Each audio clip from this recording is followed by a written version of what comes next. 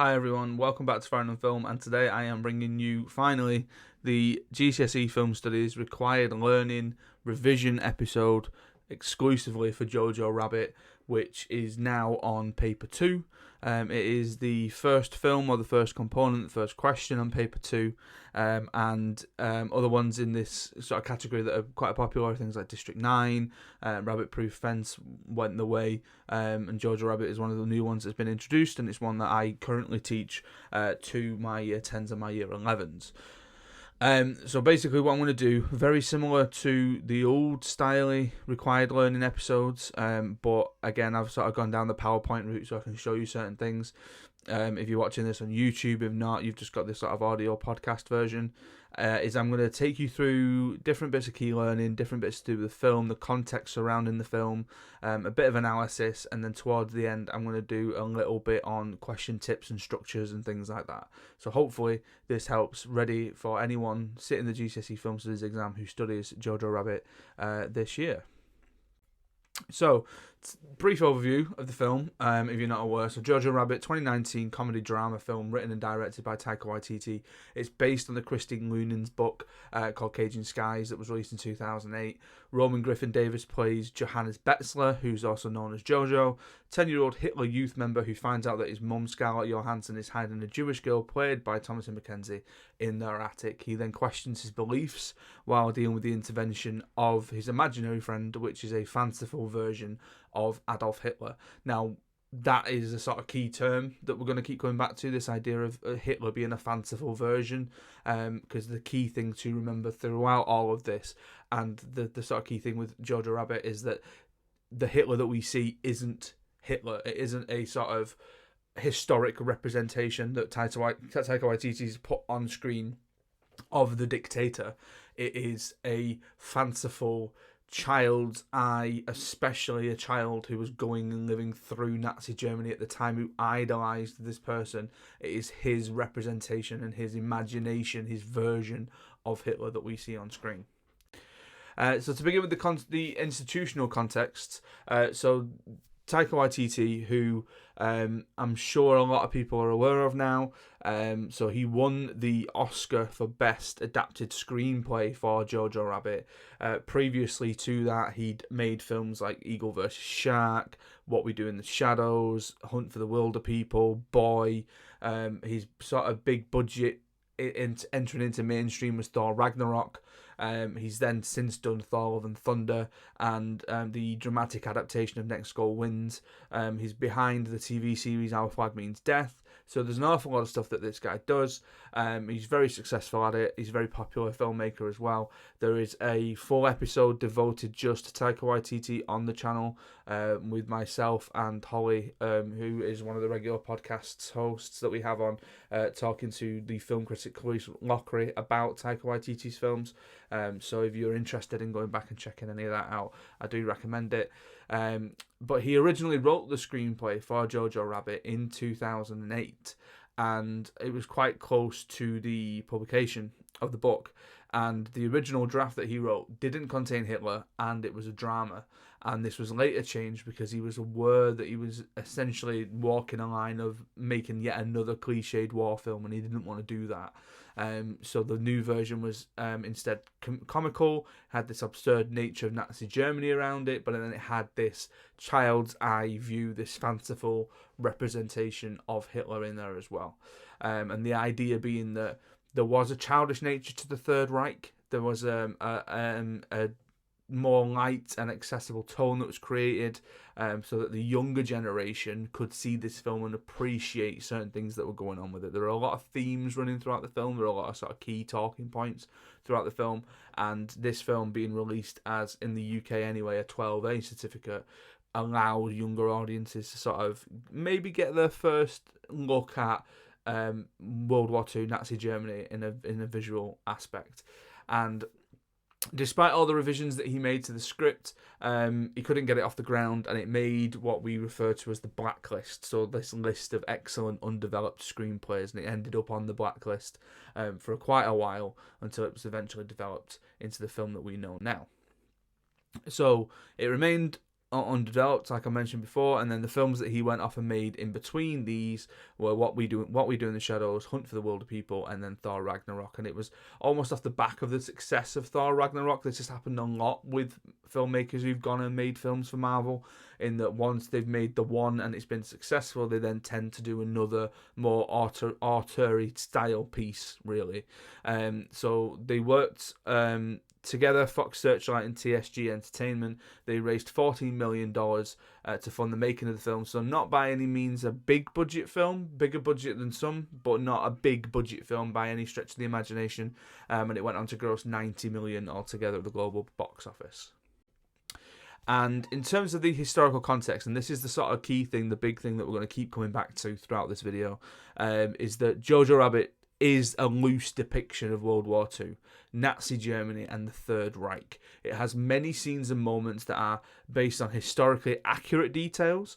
One of the things that I'm talking to my students about at the minute, specifically with Rebel Without a Cause and Ferris Bueller's Day Off, is that they are historically accurate. Jojo Rabbit is incredibly historically accurate in certain things that it depicts, but then again, it tries to have a bit of a tongue-in-cheek, laughable nature with certain things that it does as well. And one of the key things that the film depicts is the idea of the Hitler Youth Organization, otherwise known as the Young Volk. Now, this section of young boys, aged between 10 and 14, that we see Jojo and Yorkie join during the film in a camp sequence, they are depicted as the boys' reaction. It's broadly historically accurate. It shows the boys having fun, enjoying the freedom, living a carefree life. And again, this was the Hitler Youth Organization, also known as the Young Volk.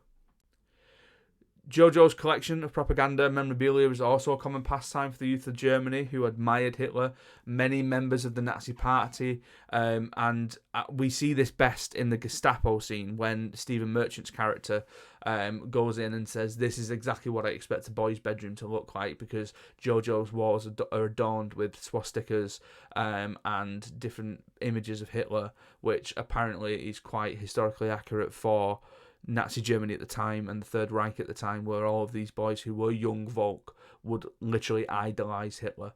And this case in point here with Jojo's bedroom isn't something that would be a surprise of someone who is a scholar in that period of time. The historical context carrying on through Nazi Germany, through the Third Reich, we then get Rosie, Jojo's mum, played by Scarlett Johansson. Rosie's depiction with her as being a member of the German resistance. It's somewhat romanticised in that we're often seeing her going through the town on a bike. You know, she's an attractive woman. Her makeup's well done, her hair's well done. She looks she looks extremely pretty going through the streets. There's even elements of Captain K's character where we come back and mention how much he's sort of infatuated with her, but whether, again, that is tongue-in-cheek. But actually, what was going on with the German resistance is that the German resistance were a covert, fragmented society or group who they couldn't overtly come out and oppose Germany and Hitler and the Third Reich. So instead, they relied on this idea of a secretive and hidden resistance. So there are scenes in the film where Rosie just goes off, especially when the Gestapo come round, and Jojo says, "I don't know, she's out," and the Gestapo sort of says, "Your mum out a lot." We see, from a point of view of Jojo, when he's in the sort of metal man suit and he's coming around collecting people's metal, that she's delivering what looks like pamphlets or little pieces of paper that she's delivering through people's letterboxes. Again, that is the idea of the German resistance, that it's almost like anti-German propaganda and anti-Nazi Germany propaganda, that she goes around as part of the German resistance and delivers to people. But again, they had to be covert and they couldn't be overtly against the state, because unfortunately, as we see later, Rose's fate is essentially what would have happened if she would overtly opposing the government. There is a long history of films about war, of films about World War II. They're often quite dramatic. They're often, in some cases, focusing on the violence and focusing on the sort of horror of war. As I sit and talk to you, the Oscars were last weekend, and I think of something like Zone of Interest, where that's taken the horror of World War II and putting that on screen.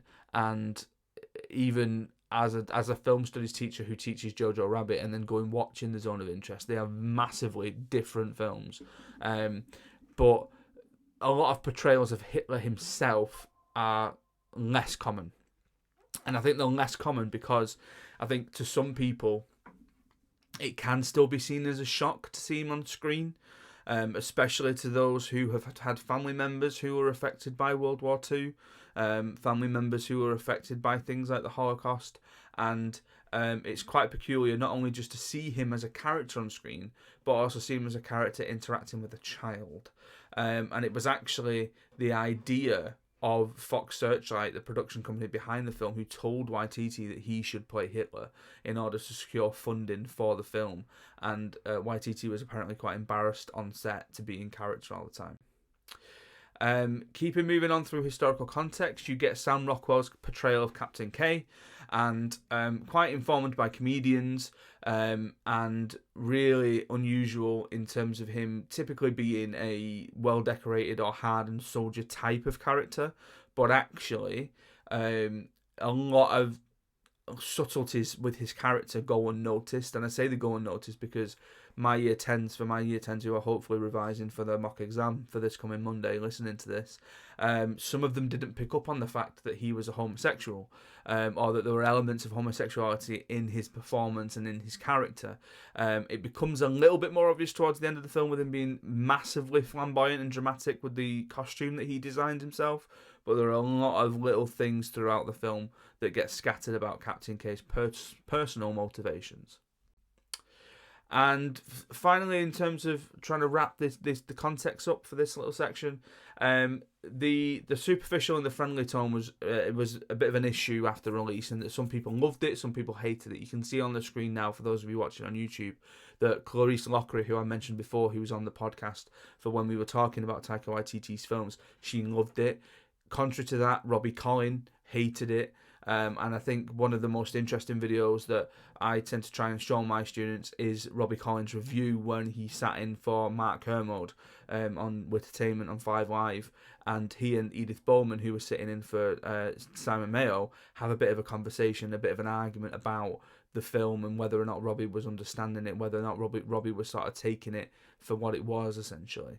But again, it had a divided release.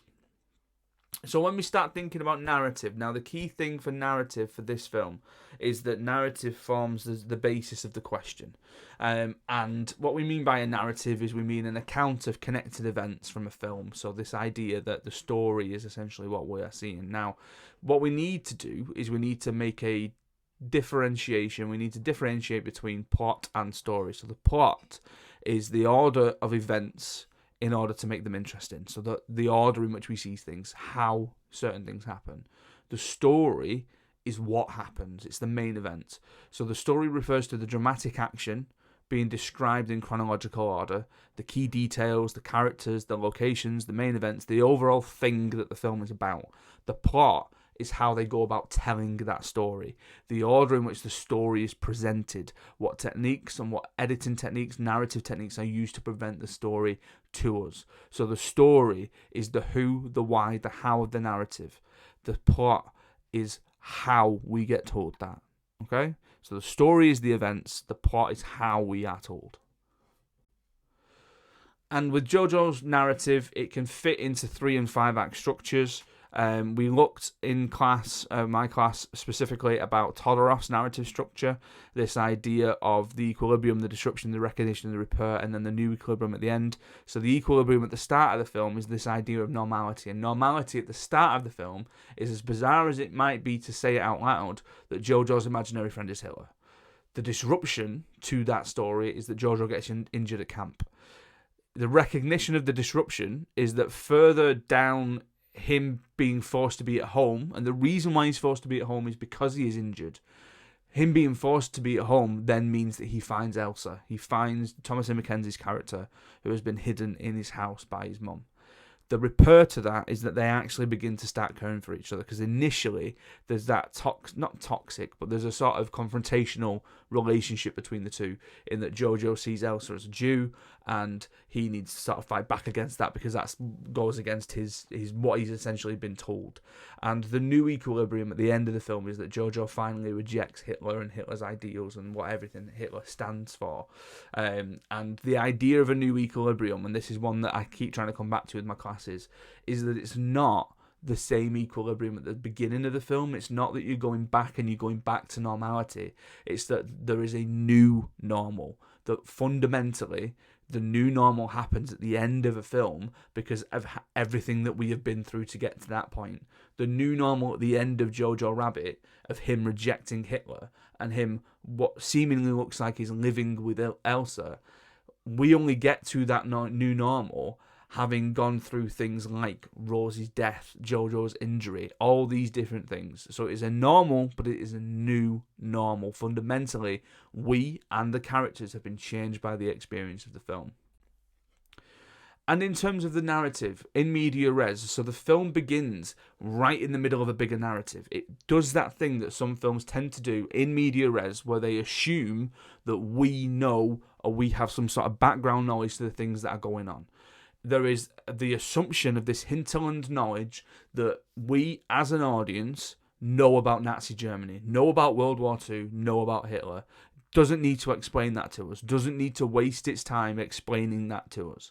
Okay? There is a presumption that Hitler, again, is a character that we know of. Okay? So it's knowing that we know. Bizarre picture to pick. I do apologise, but fundamentally I couldn't believe that there was a film called Ticking Clock, and apparently there is.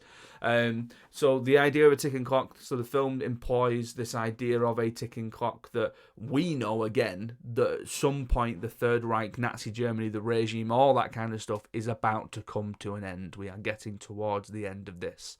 Jojo doesn't know that.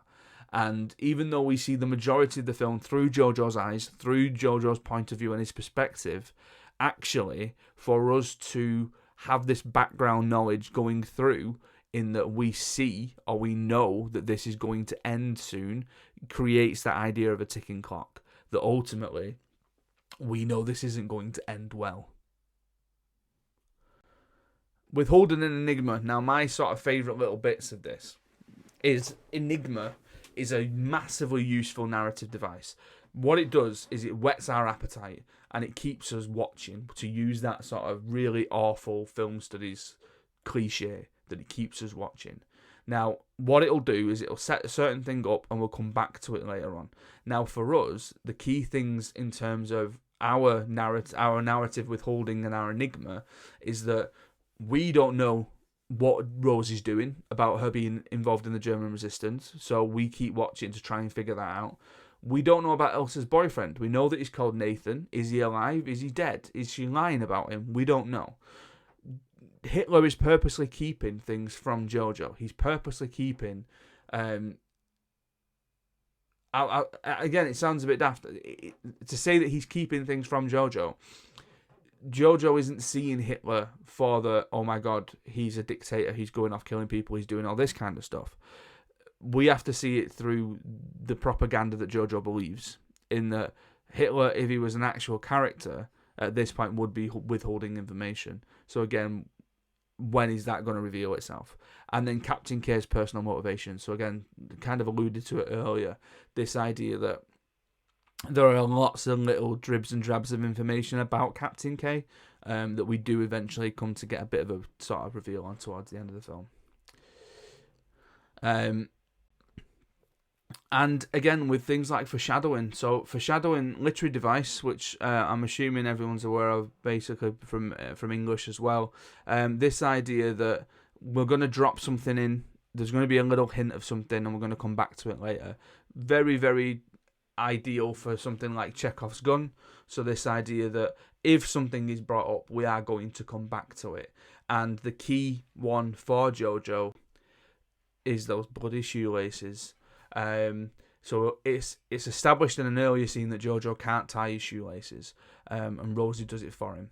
And the idea of that visual metaphor is that, the close-up shot of the feet, we recognise the close-up shot of the feet. We recognise Rosie by her shoes because there's a shot later on where we see her by her shoes.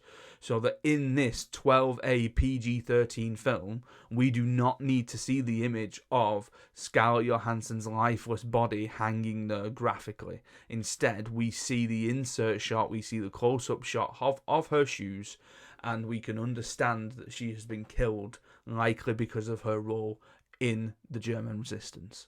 And that sort of emotional sucker punch, gut punch that every single time I watch this for the first time with a new class, it is the guaranteed one spot in the film where the breath and the air in the room just goes away, especially if you've not seen it before, because it's a shocker one that you don't really see coming, but it works so well, and the use of mise-en-scène specifically in the costume of Rosie's shoes is perfect, and it's perfectly executed there. In terms of film form, there's two very different colour palettes going on. There's a very vivid colour palette, which again is Jojo seeing the world in living colour. He's seeing everything really extremely brightly. But then towards the end of the film, and again the end of the sort of the Third Reich and all that kind of stuff, and the death of Rosie, we get this really sort of suddenly muted palette that comes in. There's a much darker and drab tone to everything. And again, that reflects Jojo's point of view and perspective going out throughout the film. The costume design in the film, pretty stunning costume design. Again, there's a lot of typical stuff here, so there's a lot of sort of typical Gestapo costumes that you would have seen. And again, this idea of the young Volk costume and the messy and unkempt costume that's worn by Captain K. But again, he reflects that, and he sort of goes to fix that, again, related to his own personal motivations. Editing. The editing is used to help balance the idea of this being a bit of a tricky tone. I do apologise to those watching this because I've just had to plug my phone in, but there you go. So it's used to help balance the idea of the tricky tone of the film, in that it's very carefully constructed so that in some instances there's the idea of pathos, there's the idea of sadness that we get, but then in other instances we do quite get a few relentless laughs in the. Again, I enjoy watching this with a class because right at the beginning there's a lot of laughs quite often, and then there's the idea of pathos that comes in, and then it mixes it quite well towards the end as well. There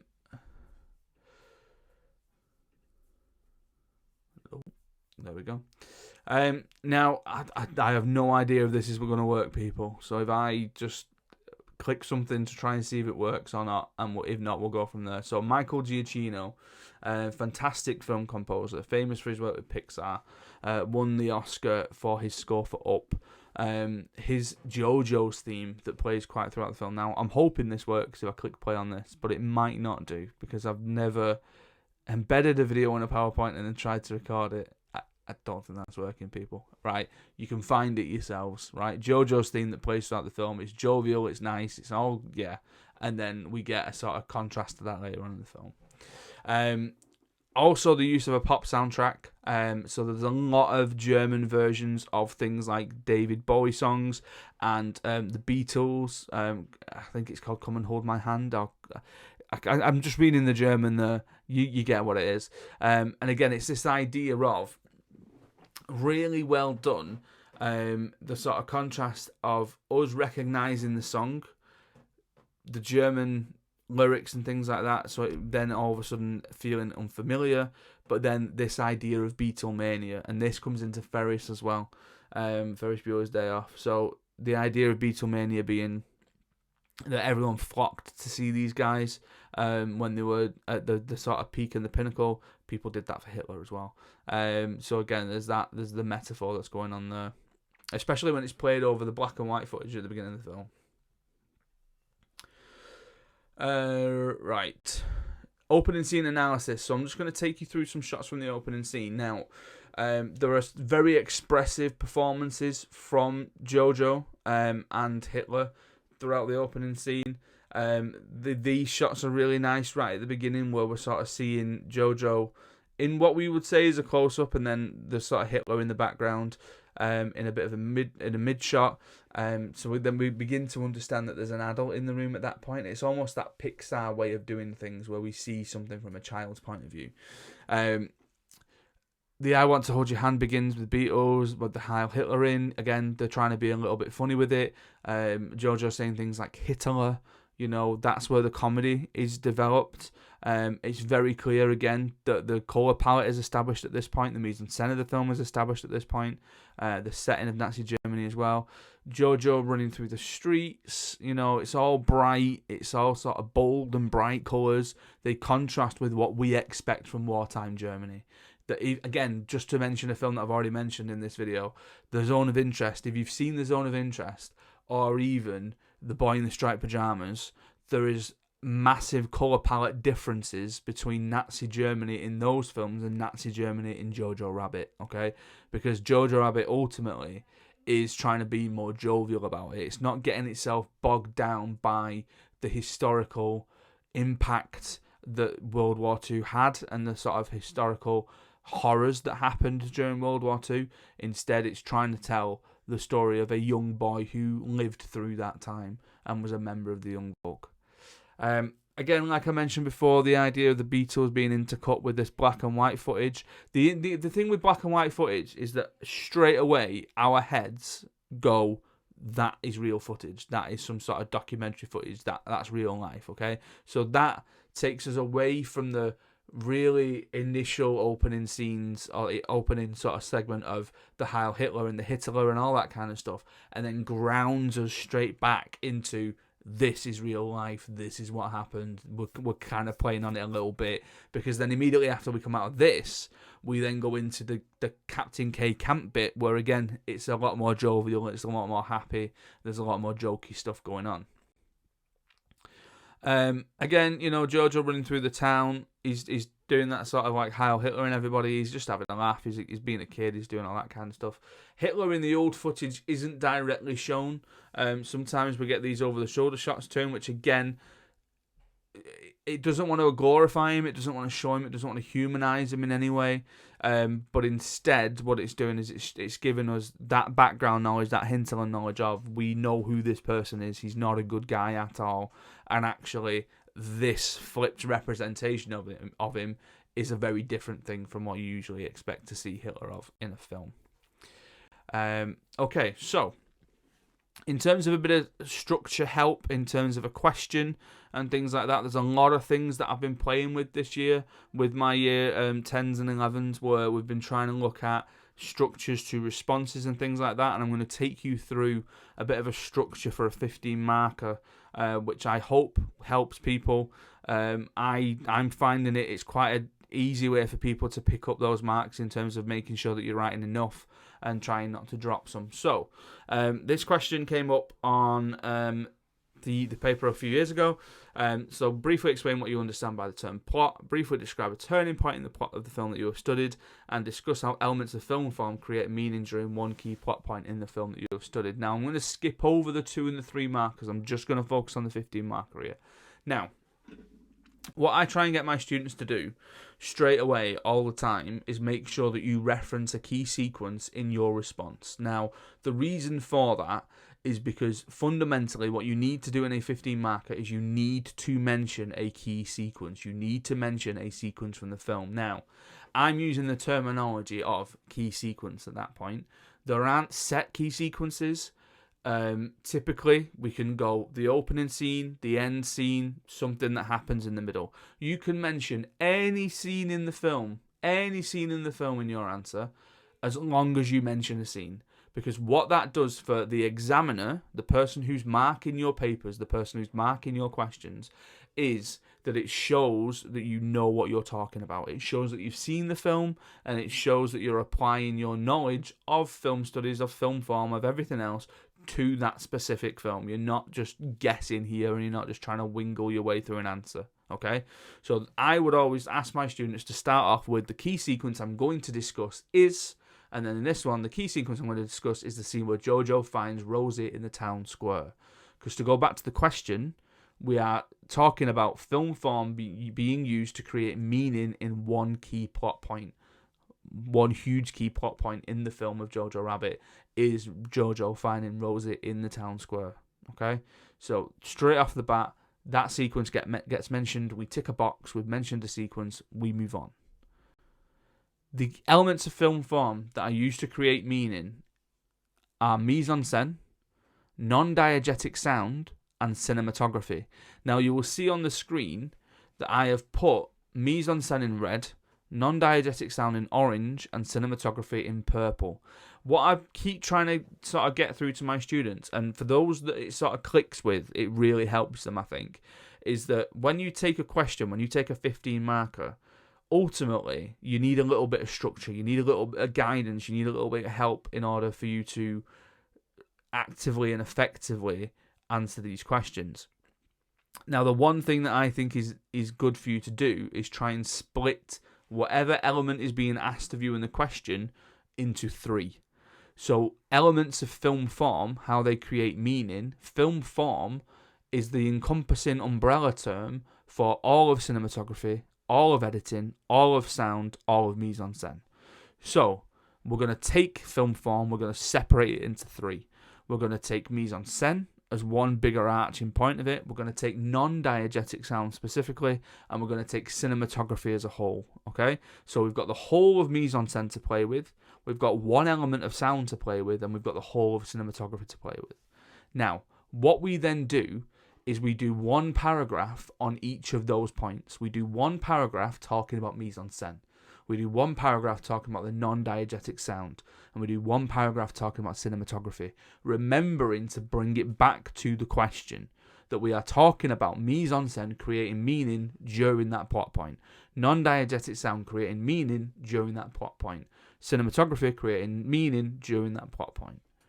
So, the first point I will discuss is mise-en-scène. So all of your paragraphs, your 3 paragraphs, you're going to start them with that sentence. The first point I'm going to discuss is mise-en-scène. Second point I'm going to discuss is non-diegetic sound.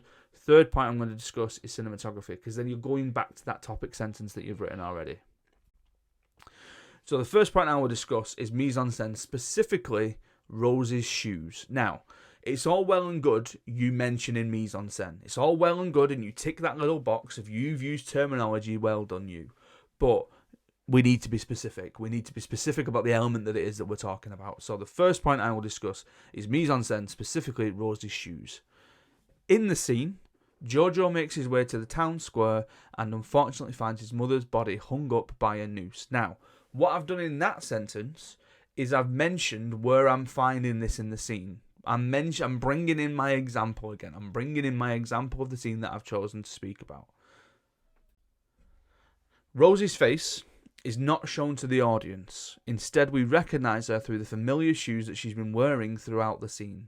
So again, I've sort of taken my scene that I'm talking about, and I've put the two together in this scene. This is when we see Rosie's shoes, and I've just described it a little bit. So Rosie's face is not shown to the audience. Instead, we recognise her through the familiar shoes that she's been wearing throughout the scene.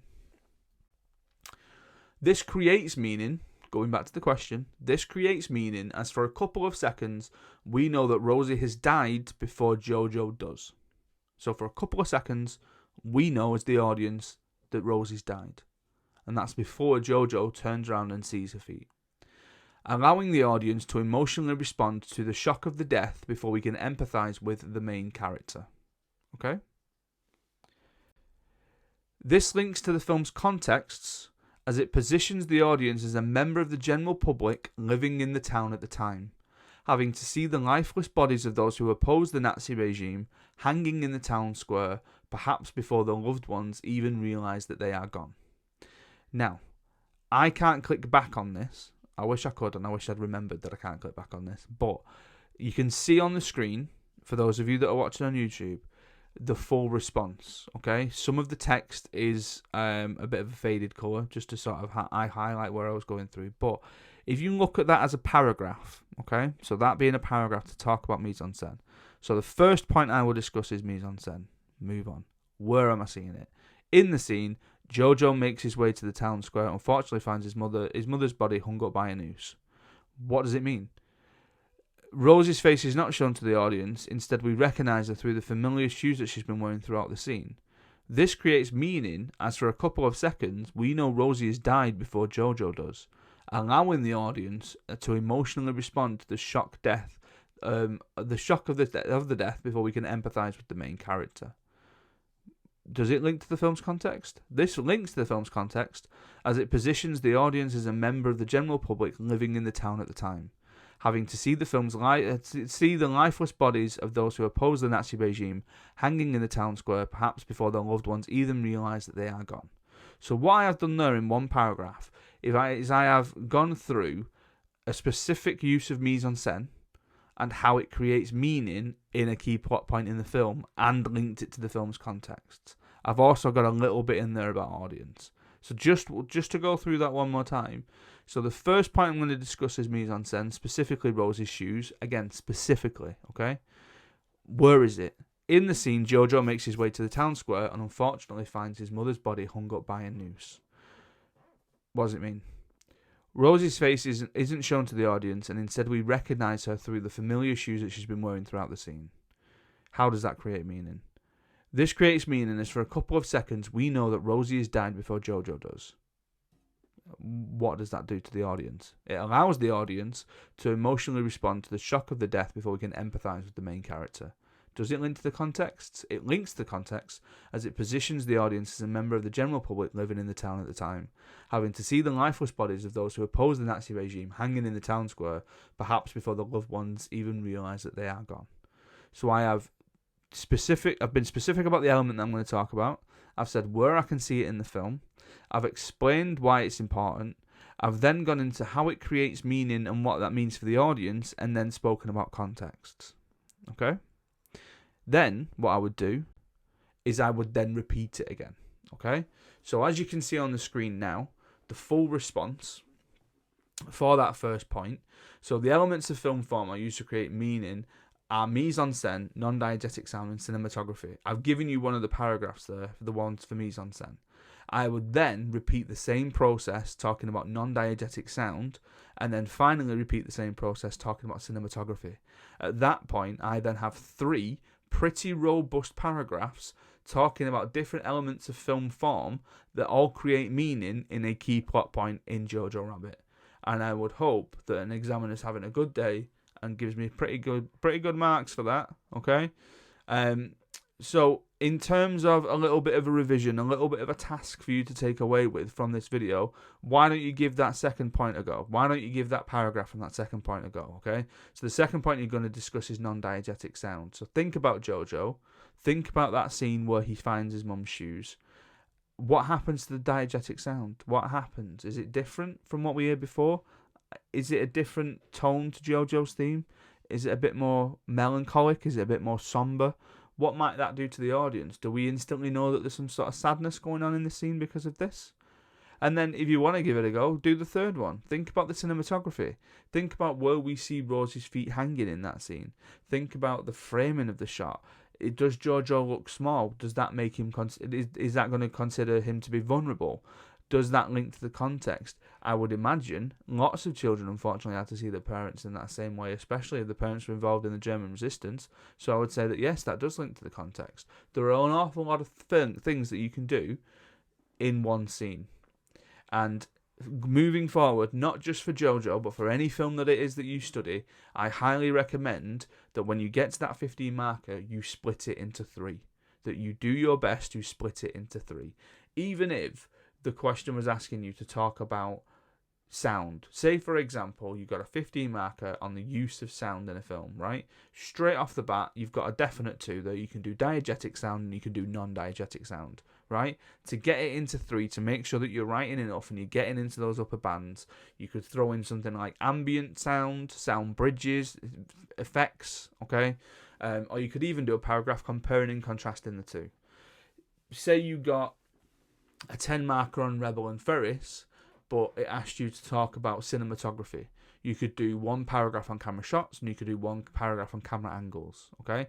It's about splitting them down. It's about making sure that you get that and you break it down a little bit, okay? If you go into the representation question that is on paper 2, and you get a question on the representation of, let's do gender, for example, you could do one paragraph on the male gender, one paragraph on the female gender, and then you could do a paragraph talking about them both.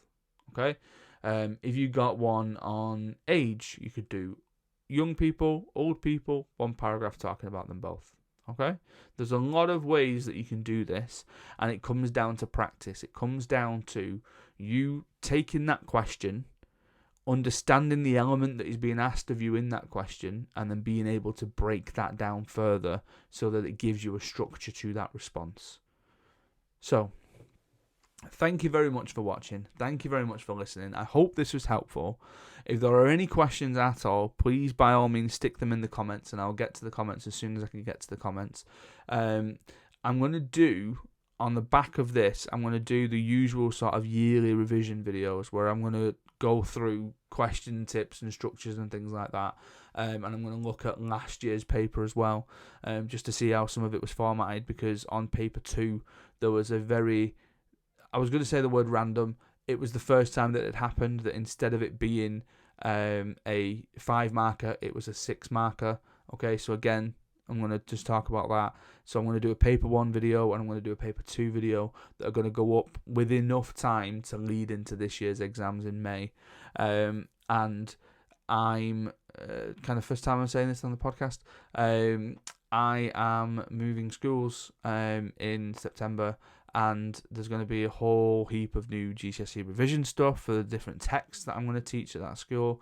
But I'm also starting to teach A-level. So I'm going to dip my toe into some A-level content as well, for any A-level students out there, or anyone that knows that they're going to go on and do A-level film studies as well. So thank you very much for watching. Thank you very much for listening. I hope it was helpful. Good luck with any exams that you've got coming up. Good luck with any mock exams. My students too on Monday. Hopefully you've watched this. And yeah, just good luck with it all. Stay safe. Look after each other. And I'll see you next time.